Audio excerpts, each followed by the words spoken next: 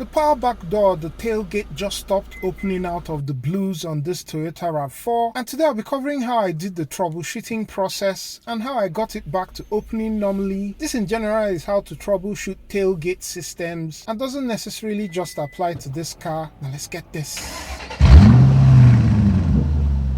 Just to demonstrate, when I push this button which should open the tailgate, it does absolutely nothing. It just lets off 2 beeps. Whether it's this button on the dash or the one on the key fob, nothing happens.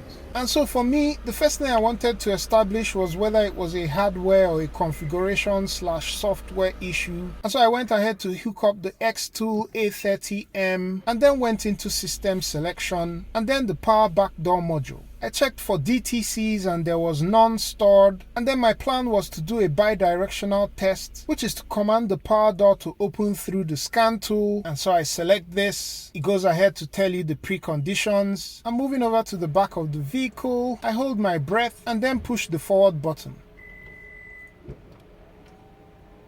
And some good news, the power door opens. So this totally rules out a hardware issue. If I had done this bidirectional test and it failed to open, then I'll be thinking of a defective backdoor motor or failing power gate lift actuators or lift struts. It could also be a jammed tailgate latch, which you can also do a bidirectional test for. In addition, you also want to check your fuse box just to be sure that you don't have a blown fuse for the tailgate, and also not to forget that a weak car battery can also prevent the tailgate from opening, even though that should be pretty obvious, as a lot of other things in the car won't work. Having determined it was a configuration or settings issue, I then began to do some research and found this button by the side of the glove box, and for some reason someone had set it on when it should have been off. The labeling is also a bit confusing, but basically you want to make sure that it's not depressed at all. And that was all there was to it, and this now works normally. If you tried using this button in the glove box and it still doesn't work,